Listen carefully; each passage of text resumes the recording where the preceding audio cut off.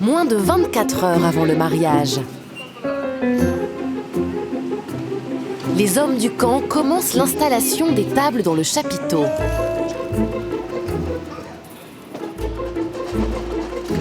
Faut qu'on l'a sur problème. Faut qu'on l'adule sur problème.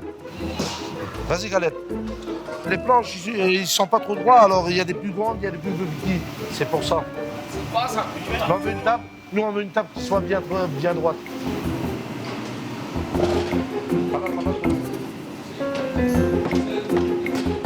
Ça, c'est bon. Là, ça, c'est bon.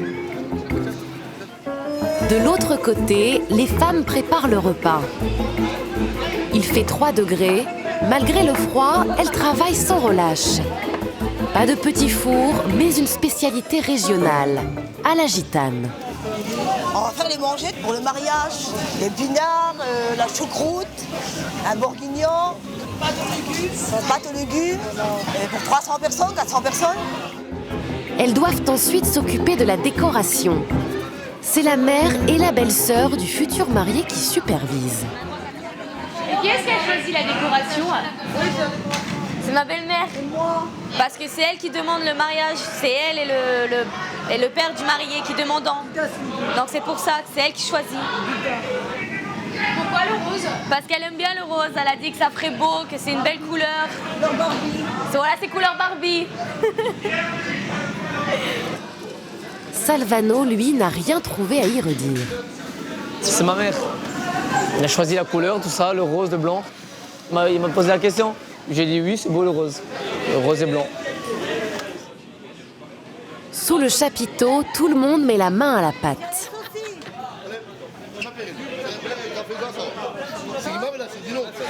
Ici, on arrange un truc pour les photos, pour les mariés.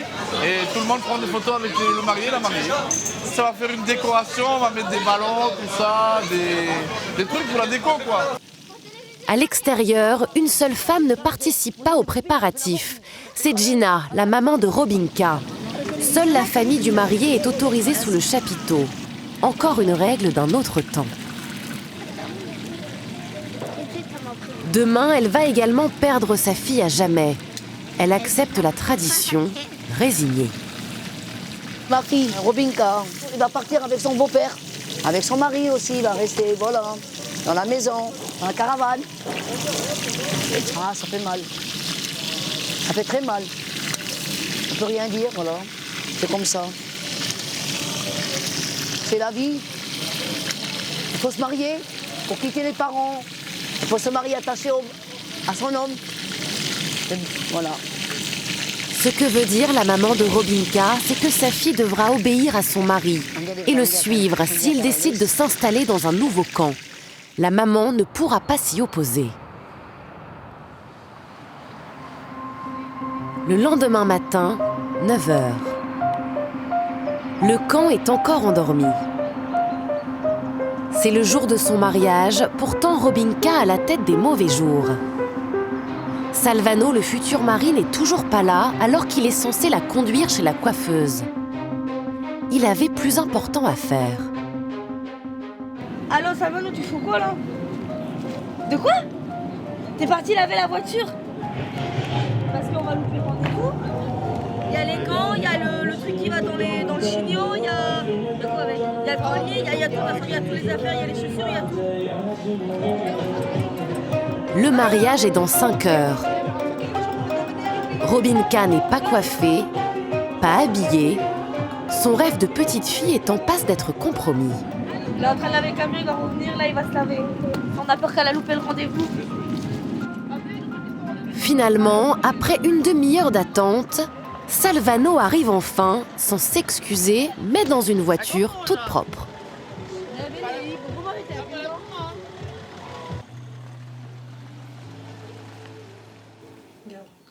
Robinka arrive à son rendez-vous avec 10 minutes de retard. C'est ici aussi qu'elle va s'habiller. Elle a choisi une robe de tulle brodée. De toute façon, le cerceau, je suis obligée de le mettre à l'arrière, sinon ça va être... Robinka, tu vas te coiffer comment pour ton mariage? Comment, comme une fleur, parce que je trouve bon. C'est toi qui as choisi ta robe? Moi, ma mère, ma belle-mère, ma grand-mère. Et qui est-ce qui t'a offert la robe? Ma belle-mère, c'est comme ça chez nous. C'est de tradition.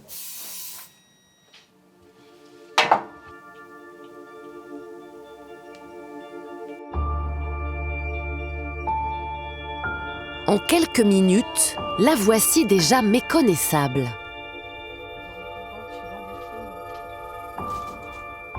Ça va? Il est bon, merci. T'es contente? Oui, je suis contente.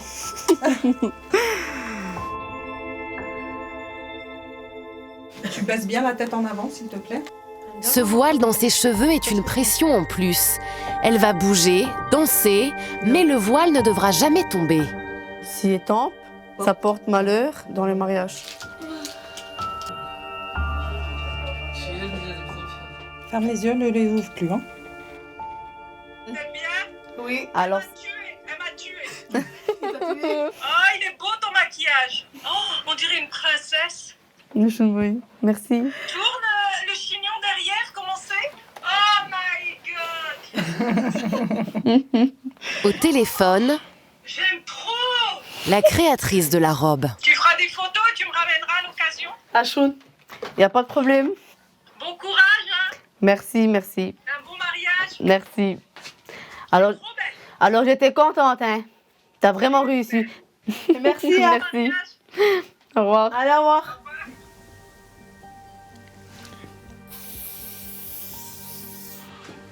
Salvano, lui, est déjà prêt. C'est assez haut, hein. Ah, mais bonjour, vous allez me prendre l'ascenseur? Ah, mais je savais pas. Il a du mal à cacher son angoisse. D'accord. Voilà, merci. T'es tout beau. Ah, merci Très bien. Franchement, très beau. Et comment à quelques heures de la grande arrivée? Stressé quand même. Vraiment stressé même. T'es impatient de la voir? Ouais, bah ouais. Dans quelques instants, il va découvrir Robinka comme jamais. Voyons.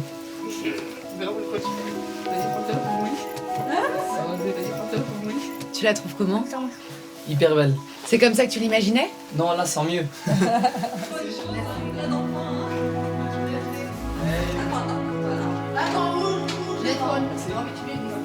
Tu pousses avec un larotte, vas-y, rentre avec la robe. C'est pas grave ça. Oui. Tu peux pousser avec un larotte, t'as rentré dans l'ascenseur. Voilà. Voilà. Andrea, je suis au revoir.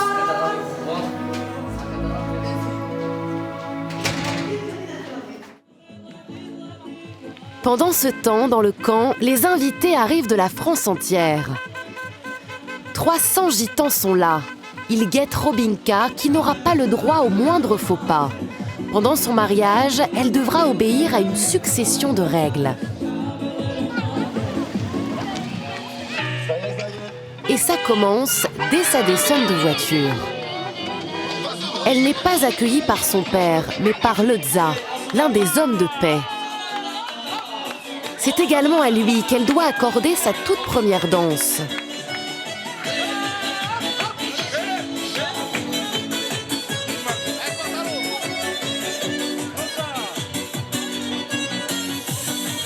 Puis c'est au tour des anciens. Elle n'a pas le droit de refuser.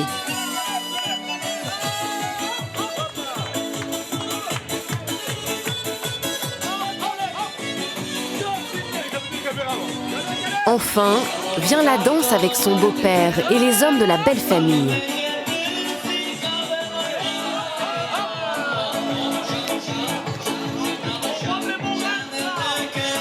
Pendant tout ce temps, le voile ne doit surtout pas tomber.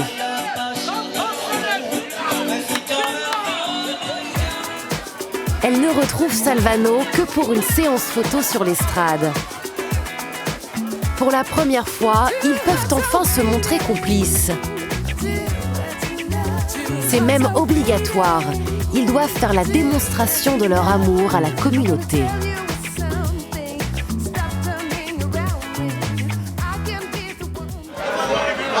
Soudain, Macho, un des hommes de paix, prend la parole.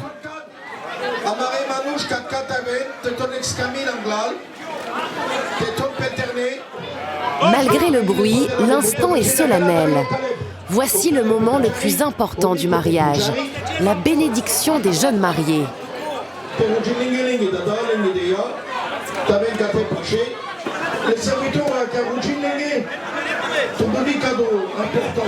Robinka et Salvano sont chrétiens évangélistes.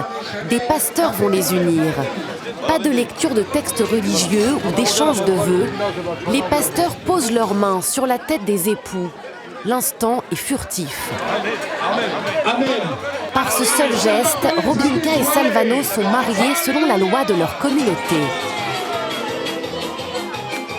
Ils ont enfin le droit de danser ensemble. Mais ils ne pourront jamais se tenir par la main ou s'embrasser en public.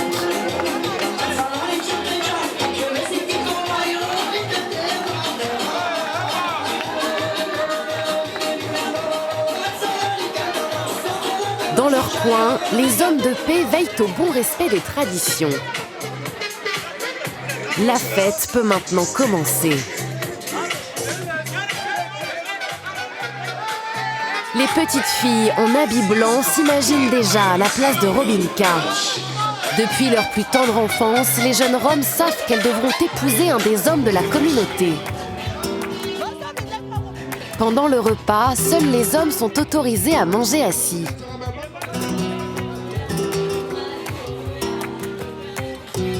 Les femmes doivent rester debout et s'occuper de la vaisselle et du ménage avant de pouvoir manger à leur tour.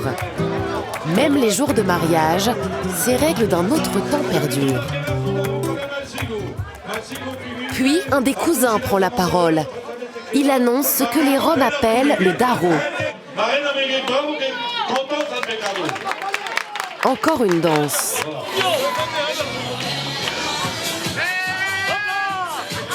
Mais cette fois, ce sont les hommes qui rendent hommage à Robinka.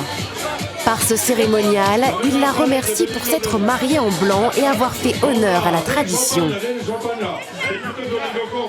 Puis ils font un don pour les jeunes mariés. C'est ça, le daro.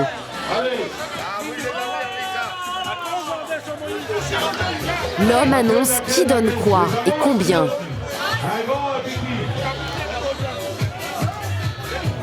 En 2 heures, les jeunes mariés repartent avec 7 000 €.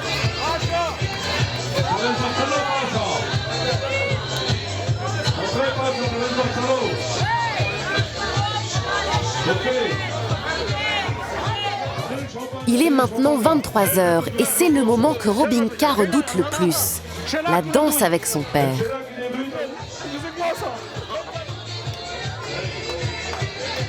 Après cette ultime étreinte, elle appartiendra définitivement à son mari et à sa belle famille. Pour la maman de Robinka, c'est une épreuve terrible. Comme pour son père qui retient sa fille.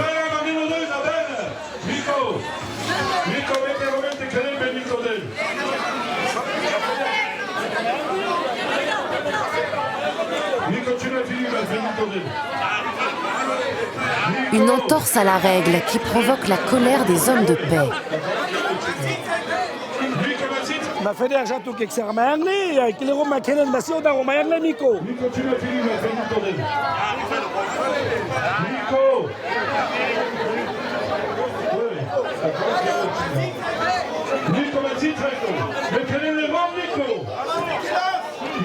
Ils finissent par extirper Robinka.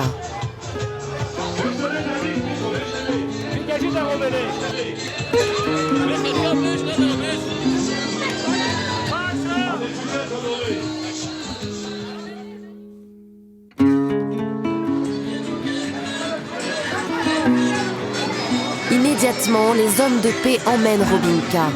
Ils la conduisent vers son nouveau foyer, la caravane de Salvano.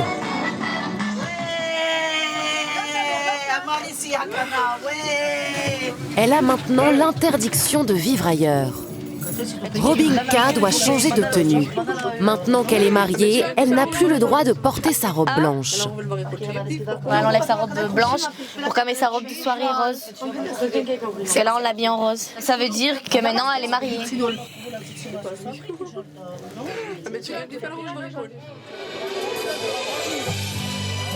Robinka a choisi elle-même cette nouvelle tenue, la toute première de sa vie d'épouse. Le rose n'a aucune symbolique, il s'agit de sa couleur préférée.